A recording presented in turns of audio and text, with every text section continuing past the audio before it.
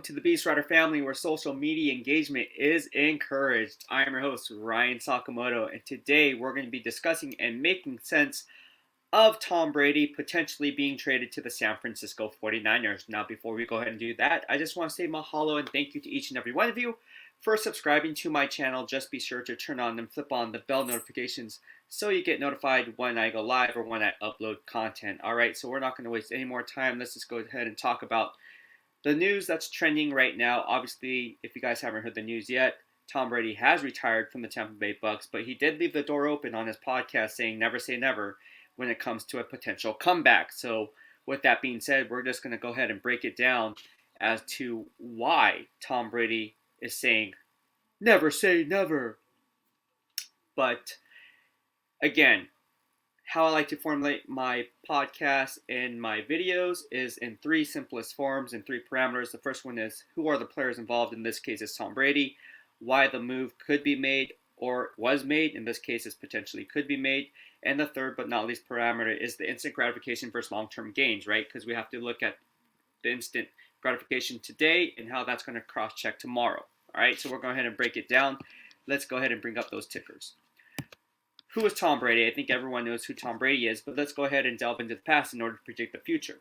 He's a 2006 round pick, drafted number 199. And for those who remember, you saw pictures on NFL Network and so forth. When they always have this documentary on Tom Brady, they always show his dad bod. Well, same thing could happen to Mac Jones, and we saw what happened there. I don't care how you look, and I said this time and time again, if you can throw the football and you're a winner, you're a winner. All right? In that draft, in 2000, they drafted Giovanni Carmazzi in the third round, which was hand-selected by the great Bill Walsh. And he said that Giovanni Carmazzi is the next big thing coming out of Hofstra. Hofstra is a program that no longer exists. People are on, what's Hofstra? Yeah, it no longer exists. Sorry, Dave Fiore. Sorry, Lance Schulters. It does not exist anymore.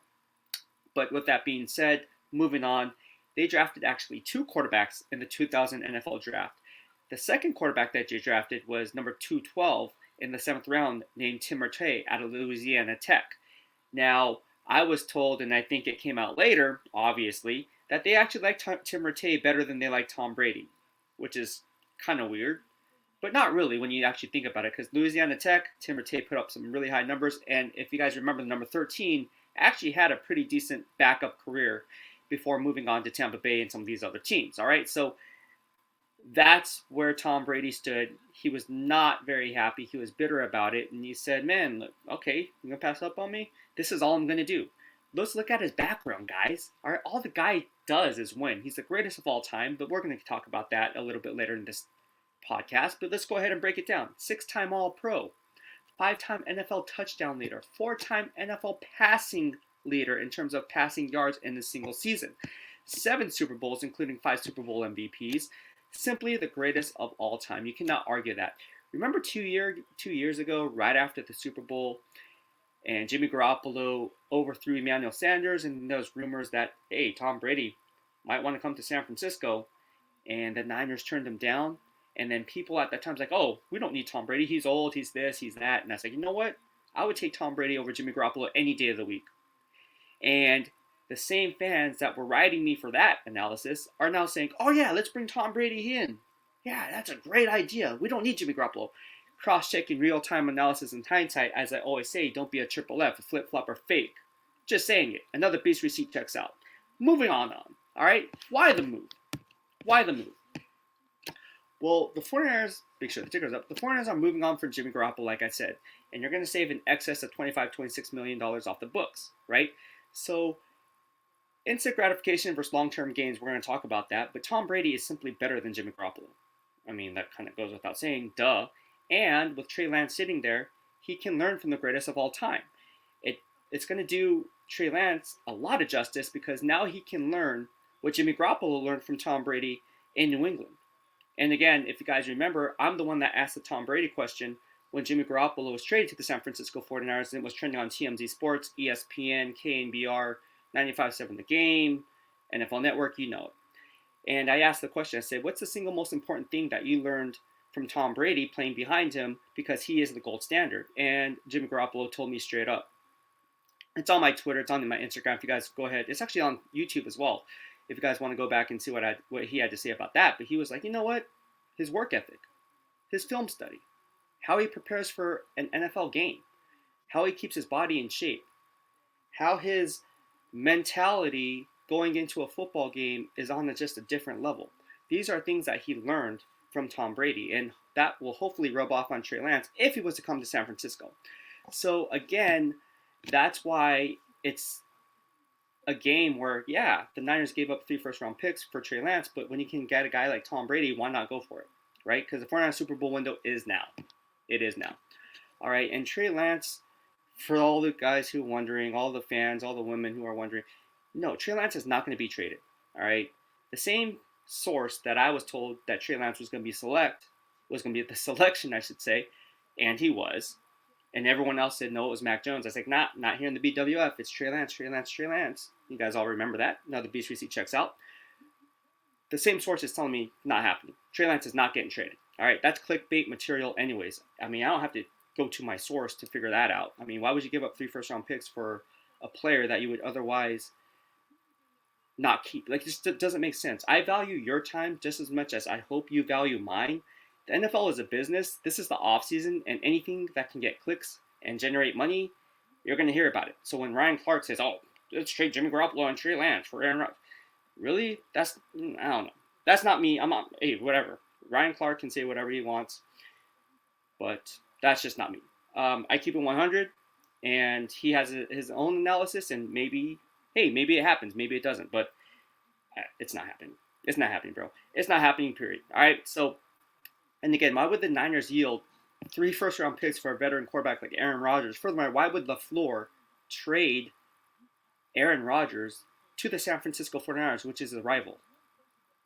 They were in the divisional round of the playoffs to get to the NFC Championship. It just makes no sense. Makes no sense. So moving on, it's not an issue. That would be clickbait material, in my opinion. I'm not gonna freaking waste any more time on that. So people that are asking me about Trey Lance getting traded, not happening. Let's see if the Beast retreat checks out, right? Time will tell. All right, so now we're going to talk about the instant gratification versus long-term gains, right? Adding TB12 increases the 49ers Super Bowl odds. Duh. That goes without question. TB12 is also like an offensive coordinator. So losing McDaniel, who is now off to the Miami Dolphins, would mitigate the loss of whether it's calling plays at the line of scrimmage, making audibles, making checkdowns, whatever the case may be. Tom Brady is like a second OC on the field. Basically like a second coach, to be honest with you. And he just makes others better. So you can see what adding Tom Brady does to a team. The value he brings to the table, it could be the Cincinnati Bengals. It could be the freaking Minnesota Vikings. He would make them an instant contender. All right. However, with that being said, if you guys follow me on Instagram, I posted a 95.7 The Game post on Willard and Dibbs, and they said that a source, basically, a good friend of his that's in the know, says that Tom Brady would not come to San Francisco simply because he's upset that they didn't draft him in 2000, but more importantly, they passed him up 2 years ago when he wanted to come to San Francisco, and the Niners said, nope, we don't need you. So he's holding a grudge that Willard and Dibbs said on 95.7 The Game. So while 49ers fans want TB12 over the likes of Lance because the instant gratification is a Super Bowl window team today, it's interesting to point out that even quarterback Joe Montana doesn't believe Lance is ready. And I'm going to post this up right now with the ticker. All right, Joe Montana doesn't even think Trey Lance is ready. And this is what he said. I think you keep Jimmy until you find somebody else. Montana told the Ringer's Kevin Clark at Super Bowl Radio Row. I don't think Trey's ready to play yet myself. And after talking to some of the players, it's one of those things that if you can keep Jimmy healthy, he plays well enough to get you to the Super Bowl. Does this sound familiar? Oh yeah, that's right. Right here in the BWF. Remember me and my man Randy Miller talked about Trey Lance being a year away from being away? Don't take my word for it. Take Joe Montana's word for it. But the Beast receipt checks out. Another one in the books. I'm not saying Trey Lance is not going to be special. Definitely has a skill set. But is he ready? No. Because if he was, he'd be playing over Jimmy Garoppolo. Just saying. So when you add a guy, or there talks like, oh, maybe we can get Aaron Rodgers, maybe we can get Tom Brady. That's not necessarily a bad thing. I think it's obviously a good thing. But for the people who think that Trey Lance is ready today, I would question that logic. But again, don't take my word for it. Take Montana's. I mean, if anyone knows the quarterback position in San Francisco, who better would know than Joe Montana, right? 4 Super Bowl rings, played with Randy Cross, my co-host of Don't Cross the Beast Empire on the relevant app. You know what I'm talking about. Anyways, yeah. So that'll be it for this podcast. Again, if you guys like what I had to say, please hit the subscribe button in the lower right-hand corner of your screen as you stay up to date on all things Beast in real time. And again, just remember that not everything that you hear in the offseason is going to come to fruition. Anybody can put anything out for clicks. And I'm just saying, Trey Lance is not getting traded. Why would you? Whatever. That's for another podcast, and I'll probably hop on a live stream talking about that. But again, thank you so much for tuning in. I hope you had fun. I know I did. If you have any questions, go ahead and shoot them over in the drop-down section of the comment section, and let's talk football because, again, it's going to help out the algorithm. It's going to help out the engagement where social media engagement is encouraged here in the BWF. Be sure to go ahead and do that. All right. So thank you so much again for tuning in. I had a lot of fun. I'll be hopping on a live stream later on this afternoon. Thank you so much. Take care. BEASTwriter out.